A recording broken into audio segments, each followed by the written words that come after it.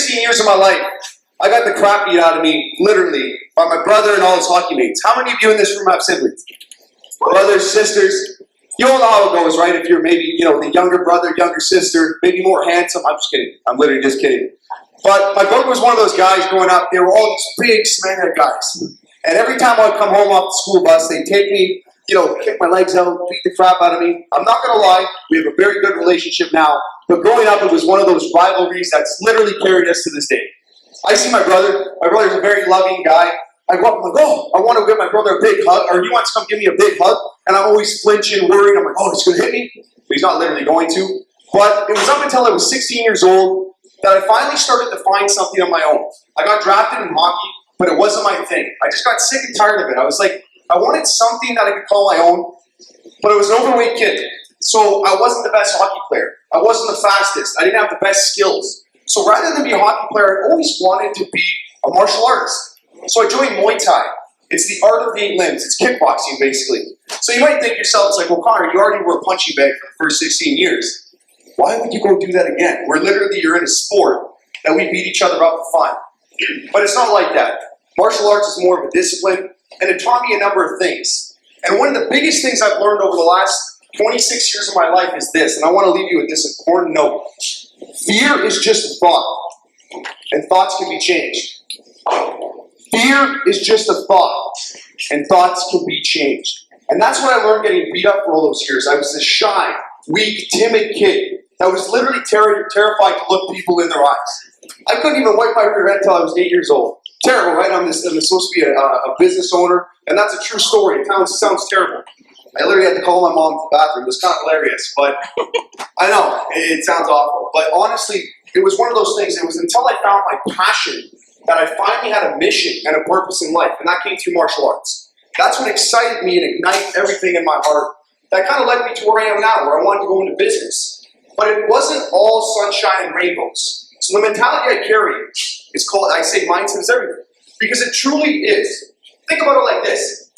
I can't control the external environment. I can't control if there's an earthquake. I can't control if somebody's going to come out of somewhere with a car and hit me. I can't control if I show up to work and all of a sudden somebody brings a gun. But what I can control is my attitude, my perception, and my mindset on any given situation. Think about it. When you get up in the morning, you get up out of your bed, you're thinking, oh, 6 a.m., the alarm goes off. Is that not you thinking those thoughts in your brain? I don't want to go to work today. Maybe I don't feel like moving. Maybe I'm tired. We all think those thoughts. And it's a basic principle that the way our brain works is through pain and pleasure. It's like I would rather maximize some pleasure in my life where it's like, oh, I'll just sleep until 10 o'clock, than go out there and have to endure the pain, getting up, taking a shower, doing a 9-hour shift, whatever that is, right? But the biggest thing I've learned through all of this is with your mentality, you can actually shift it and shape it. I wasn't always this type of person. Like I said, I was overweight, stressed out all the time, terrified, got the crap beat out of me, but I'm still here, guys. I'm still more empowered and excited than ever. And what happened was, over the last 8 years, I've invested in myself in terms of personal development, studying some of the best peak performers in the world. What makes them tick? What makes them enter into that level of peak performance in their mind? And what I found is there's very similar things. We are all human beings. At the end of the day, think about it. We're all human beings. We all have the same body, brain, bleed, breathe, same emotions, same triggers. Well, what are these distinguishing factors that separate us from one another?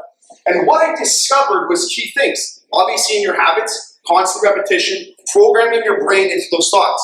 Why is it that somebody like Viktor L. Frankl can go through such a tragedy like the Holocaust, yet have a positive mentality?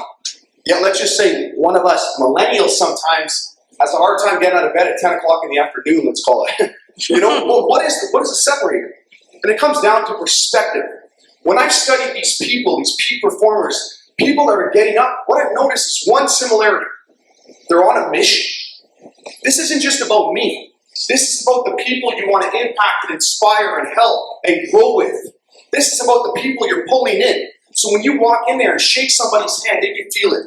How many people in this room, you've met somebody where you walk in and they're dragging their feet along? How you doing today, Connor?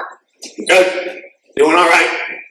Whereas you meet someone else, they come in and Tony Robbins says it's the best. They walk in the room and they're like, hey, how you doing? Hey man, I'm doing really good. It's like, what's that person on? Drugs? There's something wrong with that person? And I think we have it backwards in society where these people that have the energy and passion and are inspired, they get frowned upon. We promote online sometimes and people say, oh, well, they're a shameless promoter, when you're just trying to bring people in and inspire them.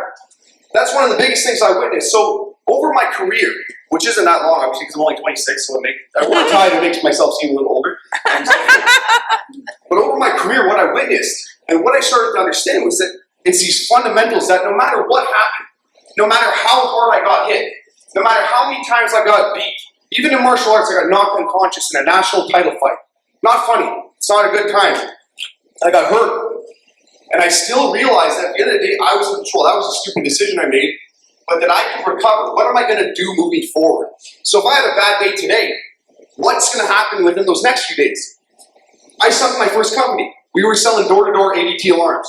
Terrible experience, where literally it was one of those things, it's minus 40, we're banging doors. It sucked. I go to the door, they're like, okay, what are you preaching today? Is it going to be the Bible, or are you trying to sell me something? And most of the time you get the door slammed in your face.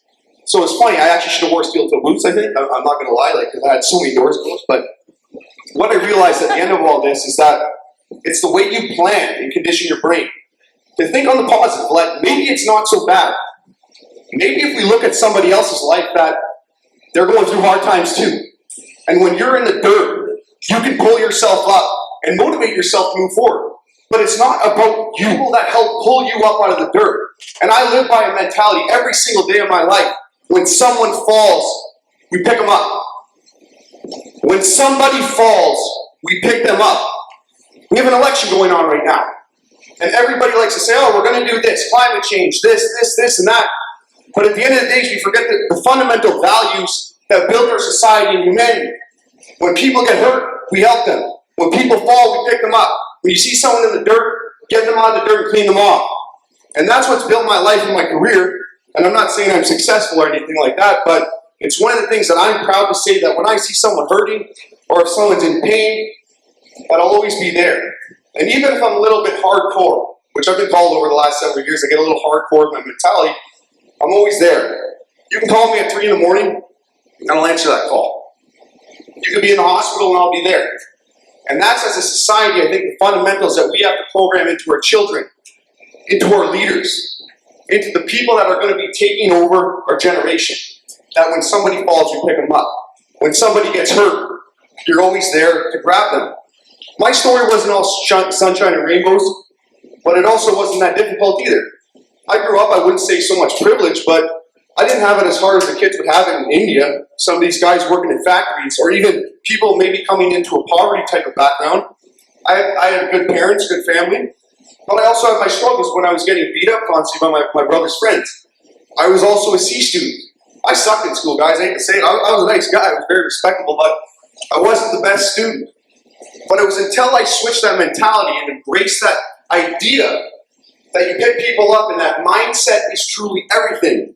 So that if someone like Viktor Frankl goes through the Holocaust and embraces that and uses that to push him forward, then why don't I do it as well? So I went on to then go publish 2 books while in university, having failed the literacy test in high school. I didn't care. Terrible, right? I'm an author. I'm not an editor, guys, but I'm an author.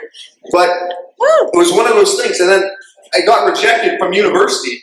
Laurentian, which isn't arguably that hard to get into. I'm not trying to knock that, but it's not that hard to get into. I didn't get in. But then the year I graduated, I went on to keynote at that same university.